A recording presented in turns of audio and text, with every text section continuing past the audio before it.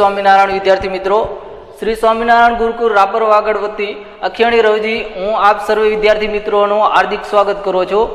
આજે આપણે સમાજશાસ્ત્રની અંદર પ્રકરણ નંબર 2 ભારતીય સંસ્કૃતિ અને સમુદાય એના વિશેની ચર્ચા કરવાના છીએ। તમને થશે કે પ્રકરણ 2 જ ડાયરેક્ટ કેમ ચાલુ કર્યો, તો આપણે જે આગળના વિડીયો મૂક્યા હતા તો એ યુટ્યુબના વિડીયો દ્વારા તમે પહેલું પ્રકરણ છે એ ભણી ચૂક્યા છો, એટલા માટે આપણે શરૂઆત છે બીજા ચેપ્ટરથી કરીએ છીએ, ભારતીય સંસ્કૃતિ અને સમુદાય। પહેલા પ્રકરણની અંદર આપણે ભારતીય સંસ્કૃતિ, ધાર્મિક વૈવિધ્ય, આદિ માનવની જે વસ્તી વૈવિધ્ય છે એના વિશેની જે આપણે માહિતી છે પહેલા પ્રકરણની અંદર મેળવી હતી। તો આ ચેપ્ટરની અંદર આપણે ભારતીય સંસ્કૃતિ એટલે શું અને એના લક્ષણો વિશેની માહિતી, ભારતીય સંસ્કૃતિનું જે સ્વરૂપ છે એના વિશેની માહિતી મેળવવાના છીએ, અને સમુદાય છે એનો અર્થ અને એના જે સ્વરૂપો છે અથવા સમુદાયના જે અલગ અલગ પ્રકાર છે તો એના વિશેની માહિતી છે આપણે આની અંદર મેળવવાના છે। આમ તો વિદ્યાર્થી મિત્રો, ભારતીય જે સંસ્કૃતિ શબ્દ છે અને સંસ્કૃતિ વિશેના જે પાઠ છે એના વિશેની માહિતી તમે આગળના ધોરણની અંદર ધોરણ 10 અને ધોરણ 11 ની અંદર પણ એક આપણે ચેપ્ટર આવતો હતો, ભારતીય સંસ્કૃતિ વિશેનો અભ્યાસ આપણે કરેલો છે, સંસ્કૃતિ વિશેનો અભ્યાસ કરેલો છે। પરંતુ ધોરણ 12 ની અંદર જે ભારતીય સંસ્કૃતિ છે એટલે ભારતના સંદર્ભમાં સંસ્કૃતિ એટલે શું, તો એના વિશેની માહિતી આપણે આ વિડીયોની અંદર અથવા આ ચેપ્ટરની અંદર જોવાના છીએ। ભારતીય સંસ્કૃતિની પ્રસ્તાવનામાં જોઈએ તો ભારતીય સંસ્કૃતિ એટલે શું, તો આપણે જે કાંઈ વિચારીએ છીએ, જે કાંઈ કરીએ છીએ અને આપણે જે કાંઈ વિચારીએ અને અમલમાં મૂકીએ તો એ આપણી ભારતીય સંસ્કૃતિ છે। અને એના દ્વારા આપણે જે કાંઈ છીએ, આપણી પાસે જે કાંઈ છે એવો જે જટિલ વિષય છે તો એને આપણે ભારતીય સંસ્કૃતિ તરીકે ઓળખીએ છીએ। ભારતીય સંસ્કૃતિ આપણે ઓળખી હોય તો ઓળખી કઈ રીતના શકાય, તો ભારતીય સંસ્કૃતિ એટલે આપણે જોયું હશે સામાન્ય રીતે જે આપણા ઘરે કોઈ પણ મહેમાન આવે તો આપણે એની આગતા સ્વાગતતા કરીએ છીએ, મહેમાનોને માન આપીએ છીએ। આપણા કુટુંબના જ વડીલો નહીં પરંતુ કોઈ પણ કુટુંબ હોય અથવા કોઈ પણ વડીલ હોય તો એને વડીલોની આપણે જે એક આમન્ય જાળવીએ છીએ, એ લોકોને આપણે જે માન આપીએ છીએ, તો એ જ ઉદાહરણો છે આપણી ભારતીય સંસ્કૃતિ છે તો એની આપણને ઓળખ પૂરી પાડે છે અથવા ભારતીય સંસ્કૃતિ જે છે એની અંદર પ્રતિબિંબિત થાય છે। તો આગળ આપણે જોઈએ કે ભારતીય સંસ્કૃતિ છે જે આગળ આપણે ચર્ચા કરી એ બધું છે તમે પ્રસ્તાવનાની અંદર લખી શકો અથવા ભારતીય સંસ્કૃતિ વિશેની જે બેઝિક માહિતી છે એ તમે એની અંદર આપી શકો। પરંતુ જ્યારે તમને ભારતીય સંસ્કૃતિની વ્યાખ્યા પૂછવામાં આવે અથવા ભારતીય સંસ્કૃતિનો અર્થ જણાવો એમ પૂછવામાં આવે તો અહીંયા જે વ્યાખ્યા આપેલી છે તો એ જ તમારે લખવી પડે। એટલા માટે ભારતીય સંસ્કૃતિ એટલે માનવતા, સહિષ્ણુતા, વિશાળતા, એકતા, બિન સાંપ્રદાયિકતા, સાતત્યના લક્ષણ ધરાવતી એક સંસ્કૃતિ છે કે આટલા જે તત્વો છે એ ભારતીય સંસ્કૃતિની અંદર રહેલા છે કે માનવતાવાળી, બિન સાંપ્રદાયિકતાવાળી, ઉદાર દિલવાળી એટલે કે વિશાળતાવાળી અને વિવિધતાની અંદર એકતા દર્શાવનારી ભારતીય સંસ્કૃતિ છે। હવે ભારતની સંસ્કૃતિ છે એ જ્ઞાનની શોધ કરી અને આગળ વધનારી છે કે ભારતીય સંસ્કૃતિ જે છે તો જૂની જે પરંપરાઓ છે અથવા રૂઢિ જે છે તો એને જ વળગી રહેતી નથી, પરંતુ અત્યારનો જે જ્ઞાનનો ભંડાર છે તો એના તરફ આગળ વધનારી સંસ્કૃતિ છે। એટલે દુનિયાની અંદર જે પણ સુંદર છે અથવા શિવ છે કે જે સત્ય છે એને માનનારી સંસ્કૃતિ છે। એટલા માટે જ ભારતીય સંસ્કૃતિની અંદર કહેવામાં આવે છે કે સત્યમ શિવમ સુંદરમ। આ વાક્ય છે આપણી ભારતીય સંસ્કૃતિને એકદમ સચોટ રીતે આપણે સાબિત કરે છે। તો વિદ્યાર્થી મિત્રો, આગળના આપણે લક્ષણો જોઈએ ભારતીય સંસ્કૃતિની જે આગળ આપણે વ્યાખ્યા જોઈએ તો એની અંદર કેટલાક લક્ષણો છે એ સમાવી જાય છે, તો એની વિશેષમાં આપણે ડિટેલમાં ચર્ચા કરીએ। ભારતીય સંસ્કૃતિના લક્ષણો, પહેલું લક્ષણ છે સાતત્ય અને પરિવર્તનશીલ। તો દુનિયાની અંદર ઘણી બધી સંસ્કૃતિઓ છે એનો ઉદ્ભવ થયો, એનો નાશ થયો, ઘણી બધી સંસ્કૃતિઓ છે આવી અને એનો વિનાશ થયો એટલે કે આવી અને એનો અંત આવી ગયો, પરંતુ ભારતીય સંસ્કૃતિ એક એવી સંસ્કૃતિ છે જેનો અત્યાર સુધી કોઈ પણ અંત આવ્યો નથી। એની અંદર નવા નવા તત્વો છે એ ઉમેરાતા ગયા પરંતુ મૂળ જે તત્વો છે એ જળવાઈ રહ્યા છે। ભારતીય સંસ્કૃતિ છે એના તત્વો છે, મુખ્ય જે તત્વો છે એ સતત ને સતત ચાલુ છે એટલે કે એનું સાતત્યપણું છે એ જળવાઈ રહ્યો છે। બીજું એનું લક્ષણ છે કે પરિવર્તનશીલ। ભારતીય સંસ્કૃતિ છે એ પરિવર્તનશીલ છે। કઈ રીતના, તો કે ઘણા બધા જાગરણો છે, નવજાગરણના ઉદાહરણો જોઈએ અથવા આપણે જે આંદોલનો થતા હોય તો એના વિશેની જે એક નવા તત્વો છે એની અંદર ઉમેરાતા હોય છે, એટલે કે ઉદાહરણો દ્વારા આપણે એ પણ બાબતની અંદર સાબિત કરી શકીએ કે નવા નવા આંદોલનો થાય, પરિવર્તન થાય, અમુક તત્વો છે નવા નવા ઉમેરા થયા. જેમ કે બૌદ્ધ જૈન ધર્મ છે તો એનો પ્રસાર કરવા માટે એનો પ્રસાર વધ્યો, પરંતુ ભારતીય સંસ્કૃતિના જે મૂળ તત્વો છે એ જળવાઈ રહ્યા છે. બીજું લક્ષણ છે બિન સાંપ્રદાયિક દ્રષ્ટિકોણ, કે ભારતની અંદર કોઈ પણ ધર્મ વિશે અથવા કોઈ પણ એક જ ધર્મ પાળવો એવો કોઈ પણ નિયમ છે નહીં. ભારતના બંધારણની અંદર પણ દરેક ધર્મને છૂટ આપવામાં આવી છે. એટલે ભારતીય સંસ્કૃતિ છે એ બિન સાંપ્રદાયિકતાનો ગુણ ધરાવે છે અને એની સાથે જ્ઞાનને પણ આવરી લેવામાં આવે છે. બિન સાંપ્રદાયિકની અંદર ધર્મની નિરપેક્ષતા અને વૈજ્ઞાનિક દ્રષ્ટિકોણ આ બેનો સન્મય જોવા મળે છે. એટલે ભારતીય સંસ્કૃતિ છે એ બિન સાંપ્રદાયિક દ્રષ્ટિકોણ ધરાવે છે.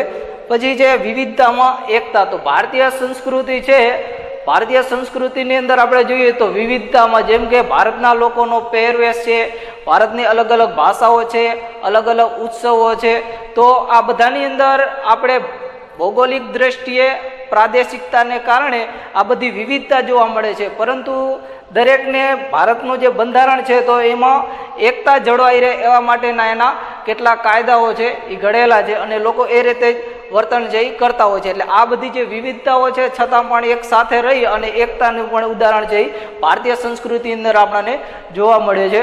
એના પછી છે વૈશ્વિક દ્રષ્ટિકોણ. તો વૈશ્વિક દ્રષ્ટિકોણ ધરાવનારી ભારતીય સંસ્કૃતિ છે. સમગ્ર વિશ્વને સાથે રાખી અને ચાલનારી સંસ્કૃતિ છે. વસુદેવ કુટુંબકવની ભાવનાની એક આપણાની પ્રતિબિંબ છે ભારતીય સંસ્કૃતિની અંદર જોવા મળે છે અને વિશ્વ બંધુત્વને માનનારી સંસ્કૃતિ છે. કારણ કે અત્યારે ઘણા બધા એવી સમસ્યાઓ છે, વૈશ્વિક સમસ્યાઓ છે અને એ વૈશ્વિક સમસ્યાઓને આપણે પહોંચી વળવા માટે અલગ અલગ દેશોના અલગ અલગ પ્રયત્નો છે એ થતા હોય છે. તો ભારત છે એની અંદર હંમેશા આગળ જ હોય છે કે દરેક વખતે વૈશ્વિક જે સમસ્યાઓ છે તો વૈશ્વિક સમસ્યાઓને પહોંચી વળવું હોય આપણે તો દરેક વખતે ભારત છે એ પહેલ કરે છે. તો ભારતીય સંસ્કૃતિ છે એ વિવિધતામાં એકતા, વૈશ્વિક દ્રષ્ટિકોણ ધરાવનારી. પછી જોઈએ ભૌતિકવાદી અને અધ્યાત્મકવાદી. ભૌતિકવાદી એટલે સુખ સગવડો, આપણી જે સગવડ મેળવવાની વૃત્તિ છે તો એ આવશે ભૌતિકવાદી સંસ્કૃતિની અંદર. અને અધ્યાત્મવાદી એટલે ભારતની ધાર્મિક દ્રષ્ટિએ ભારતીય સંસ્કૃતિ છે, અલગ અલગ ધર્મો પાળનારા પ્રજા જે ભારતની અંદર જોવા મળે છે અથવા ભારતીય સંસ્કૃતિની અંદર અધ્યાત્મવાદનો જે પ્રમાણ છે એ વધારે પડતો આપણને જોવા મળે છે. પછી જોઈએ વ્યક્તિને મહત્વ આપતી સંસ્કૃતિ છે.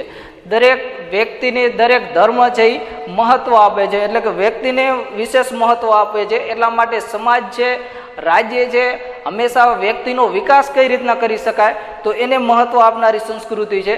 તો આપણે અહીંયા જે ભારતીય સંસ્કૃતિનો અર્થ, લક્ષણો વગેરે જોયા. આગળ જોઈએ આપણે ભારતીય સંસ્કૃતિના સ્વરૂપો. ભારતીય સંસ્કૃતિના સ્વરૂપો છે એ ત્રણ છે. પહેલા પ્રશિષ્ટ, ભદ્રવર્ગીય અથવા માર્ગીય પરંપરા, આ એનું પહેલું સ્વરૂપ છે. ઘણા વિદ્યાર્થી મિત્રો એ ભૂલ કરતા હોય છે કે ભારતીય સંસ્કૃતિના જ્યારે લક્ષણો પૂછવામાં આવે તો એની અંદર આ ભારતીય સંસ્કૃતિના સ્વરૂપો છે એની અંદર લખી દેતા હોય છે. એટલે ખાસ ધ્યાન રાખજો, ભારતીય સંસ્કૃતિના જે સ્વરૂપો છે એ અલગ છે અને જે લક્ષણો છે એ પણ અલગ છે. એટલે જ્યારે લક્ષણો પૂછ્યા હોય તો આગળ જે આપણે ચર્ચા કરી હતી, પરિવર્તન અને સાતત્ય, વિવિધતામાં એકતા, વૈશ્વિક દ્રષ્ટિકોણ, આ બધા છે બિન સાંપ્રદાયિકતા, એ એના લક્ષણો છે.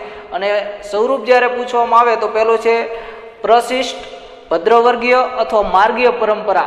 આની અંદર અલગ અલગ ભાષાઓ છે, અલગ અલગ વિદ્યા શાખાઓ છે, અલગ અલગ જે શાસ્ત્રો છે અને અલગ જે કલાઓ છે એનો સમાવેશ છે. પહેલો જે આપણો પ્રશિષ્ટ, ભદ્રવર્ગીય અથવા માર્ગીય પરંપરા છે એની અંદર થશે. એની અંદર કયા કયા શાસ્ત્રો સમાવી શકાય, જેમ કે ધર્મશાસ્ત્ર છે, નીતિશાસ્ત્ર છે, જ્યોતિષશાસ્ત્ર છે, દર્શનશાસ્ત્ર છે, સંગીત શાસ્ત્ર છે, નાટ્યશાસ્ત્ર છે, પછી વાસ્તુશાસ્ત્ર છે.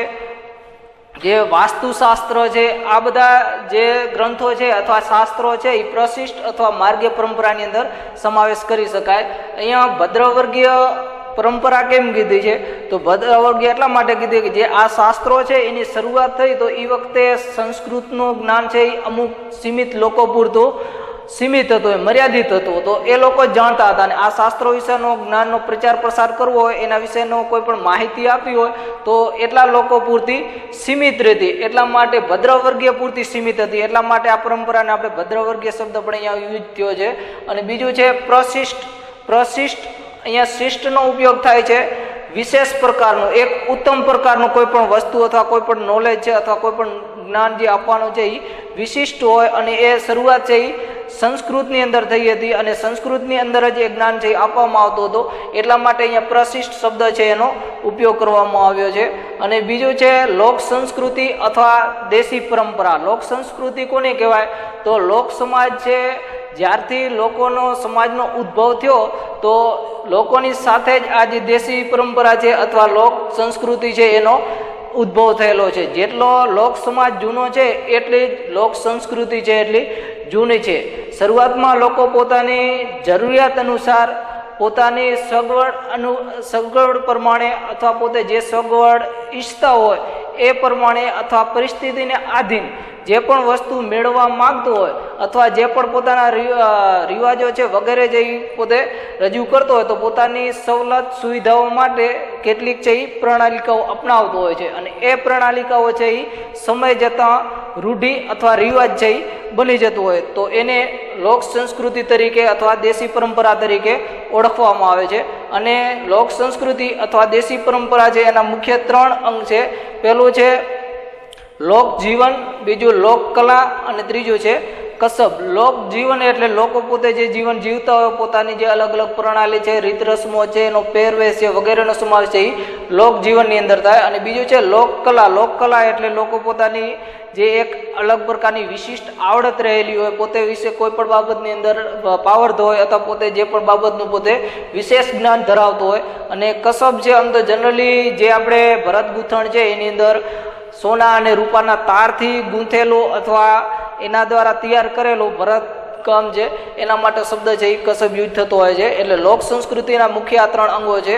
એક વાક્યની અંદર પણ તમને આ પૂછાઈ શકે કે લોક સંસ્કૃતિ એટલે શું અને લોક સંસ્કૃતિના અંગો કયા કયા છે, તો આ લોક જીવન, લોક કલા અને કસબ એના મુખ્ય 3 અંગો છે. પછી લોક સંસ્કૃતિ છે અથવા દેશી પરંપરા છે તો એની અંદર અલગ અલગ જે સમાજશાસ્ત્રીઓ થઈ ગયા તો એમણે અલગ અલગ છે પોતે પોતાની રીતે અલગ અલગ પોતાના જે વિચારો છે એની અંદર રજૂ કર્યા છે અથવા પોતાના અભિપ્રાય પ્રમાણે અલગ અલગ જે વ્યાખ્યાઓ છે અહીંયા આપી છે. તો પહેલી આપણે જોરાવરસિંહ જાદવની વ્યાખ્યા જોઈએ. જોરાવરસિંહ જાદવ એવી વ્યાખ્યા આપી કે લોક સંસ્કૃતિ એટલે સંસ્કૃતિના સીમાડાની અંદર સમાઈ જતી બોલીઓ, કંઠસ્થ સાહિત્ય, સંગીત, ધર્મ, ઉત્સવ, ખેતી, પશુપાલન, નૌકાવિહાર, હથિયારો, આ બધાનો સમાવેશ છે. ઘર છે, ખોરડા છે, આ બધાનો સમાવેશ છે એને સંસ્કૃતિની અંદર કર્યો છે. આ વ્યાખ્યા જોરાવરસિંહ જાદવે આપી છે. એટલા માટે તમને લોક સંસ્કૃતિ એટલે શું એમ પૂછવામાં આવે તો ગમે તે સમાજશાસ્ત્રની તમે વ્યાખ્યાની અંદર લખી શકો, પરંતુ કોઈ પણ સમાજશાસ્ત્રીનું ચોક્કસ નામ આપીને તમને કહેવામાં આવે કે જોરાવરસિંહ જાદવે આપેલી લોક સંસ્કૃતિની વ્યાખ્યા શું, તો એની અંદર તમે આ વ્યાખ્યા જઈ લખી ચોક્કસ આપણે એ જ લખવી પડે. બીજી છે તો મહાપાત્રે જે વ્યાખ્યા આપી છે લોક સંસ્કૃતિ એટલે શું, આગળ આપણે જોરાવરસિંહ જાદવની જે વ્યાખ્યા જોઈ એના પછી જોઈએ મહાપાત્રે જે વ્યાખ્યા આપી એની અંદર લોક સંસ્કૃતિ એટલે આપણી જે માન્યતાઓ છે, આપણા જે રીત રસમો છે, આપણી જે અલગ અલગ વિધિઓ છે એની અંદર જોડકણા છે, ઉખાણા છે, કહેવતો છે, રૂઢિપ્રયોગો છે, ઘર વખરી જે છે, રમકડા છે, અલગ અલગ પ્રકારની રમતો છે, તો આ બધાનો સમાવેશ છે એ જે મહાપાત્રે સમાજશાસ્ત્રી છે એને લોકજીવનની અંદર સમાવેશ એનો કર્યો છે. રીત રસમો એટલે શું, જેમ કે લગ્ન છે તો લગ્ન પ્રસંગની અંદર પીઠી લગાવવી, મીઢોળ બાંધવો, તો આપણી પહેલેથી ચાલી આવતી પરંપરા પ્રમાણેની રીત રસમો છે. માન્યતા એટલે શું, તો જેમ કે કોઈ પણ વ્યક્તિ હોય, કંજૂસ વ્યક્તિ હોય તો પોતે એવી માન્યતા છે કે પોતે પૈસા ગણ્યા જ કરે, પૈસા છે એ ભેગ્યા જ કર્યા કરે, અને કોઈ પણ જગ્યાએ જે એનો ઉપયોગ કરવો હોય તો એ જગ્યાએ ઉપયોગ ન કરતો હોય અને પૈસા છે એ સતત ગણ્યા કરતા હોય તો આવતા જન્મની અંદર ભંફોડી બનશે એવી આપણી એક માન્યતા છે. અહીંયા અને ભંફોડી શબ્દ છે એ નવો છે. ભંફોડી એટલે શું, તો એક પ્રકારનો એ સાપનો પ્રકાર છે, તો આપણી એવી માન્યતા છે. પછી ન બોલ્યામાં 9 ગુણ અને બોલે એના બોર વેચાય જેવી કહેવતો છે. પછી આંખ આડા કાન કરવા એ રૂઢિપ્રયોગ છે. અને દીકરો મારો લાડકો આવ્યો, દેવનો દીધેલ છે એવા હાલરડા છે. તો આ બધા એના કહેવતો રૂઢિપ્રયોગો છે, હાલરડા, અને આપણે અલગ અલગ એના ઉદાહરણો જોયા. હવે આગળ જોઈએ અશ્વયાજ્ઞિક લોક લોકમાનસ અને સાહિત્યના પાયા છે. યશવી યાજ્ઞિક જે સમાજશાસ્ત્રી થઈ ગયા, એમણે જે વ્યાખ્યા આપી છે, શરૂઆતની જે આપણે વ્યાખ્યા બે જોઈ, જોરાવરસિંહ જાદવ અને મહાપાત્રે, તો એ બે વ્યાખ્યાઓ જે થોડી લોંગ છે એટલા માટે આપણે ડિટેલમાં ચર્ચા કરી, અને જે શોર્ટ બે છે એ મેં અહીંયા લખી એટલા માટે છે કે જે શોર્ટ છે એ તમે તૈયાર કરો તો સરળતાથી તમે તૈયારી કરી શકો, એના માટે અહીંયા લખી, અને જે નાની છે એ અહીંયા તમને લખીને બતાવી છે.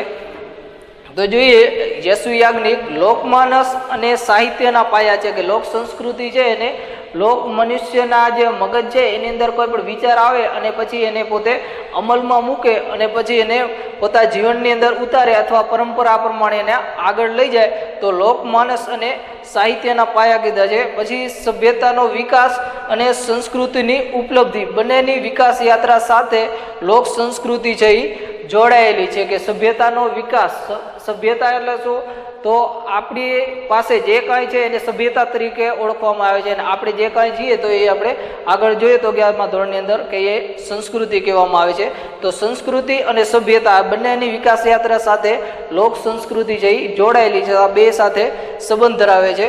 પછી જોઈએ કૃષ્ણ ઉપાધ્યાય લોકવિદ્યા, જે કૃષ્ણ ઉપાધ્યાય છે તો એમણે લોક સંસ્કૃતિ છે એને લોકવિદ્યા તરીકે અથવા લોકવિદ્યા તરીકે એને ઓળખાવી છે. લોકવિદ્યા એટલે શું, તો લોકોએ પોતાના જીવન માટે ઉપજાવી કાઢેલી અથવા પોતાના જીવન માટે જરૂરી એવી નિપજાવી કાઢેલી કોઈ પણ વિદ્યા કે જ્ઞાન જે લોક સમાજમાં ઉત્પન્ન થયેલો, કે પોતાને જરૂરી હોય એવું જ્ઞાન અથવા પોતાને જરૂરી હોય એવી વિદ્યા છે એ લોકો પોતે નિપજાવી કાઢેલી હોય અને લોક સમાજની અંદર જેનો ઉદ્ભવ થયેલો હોય, તો એ છે લોક સંસ્કૃતિ. અહીંયા આપણે ભારતીય સંસ્કૃતિના સ્વરૂપોની અંદર પ્રશિષ્ટ, ભદ્રવર્ગીય અને માર્ગીય પરંપરા આ પહેલું, અને બીજું છે લોક સંસ્કૃતિ અથવા દેશી પરંપરાની ચર્ચા કરી, અને ત્રીજો જે છે આદિવાસી સંસ્કૃતિ. તો એના વિશેની જે આપણે આગળ જોયું ભારતીય સંસ્કૃતિના સ્વરૂપો, ભારતીય સંસ્કૃતિના સ્વરૂપોની અંદર આપણે પ્રશિષ્ટ, ભદ્રવર્ગીય અથવા માર્ગીય પરંપરા, અને બીજું છે લોક સંસ્કૃતિ અને દેશી પરંપરા, આ બે જે સ્વરૂપો છે એના ચર્ચા કરી, અને ત્રીજું જે સ્વરૂપ છે આદિવાસી સંસ્કૃતિ, એની ચર્ચા છે આપણે આગળના ભાગની અંદર કરશું. એટલા માટે જે સ્વરૂપો છે એ આપણે બે ચર્ચા કરી અને એક છે બાકી. અસ્તુ. જય શ્રી સ્વામિનારાયણ.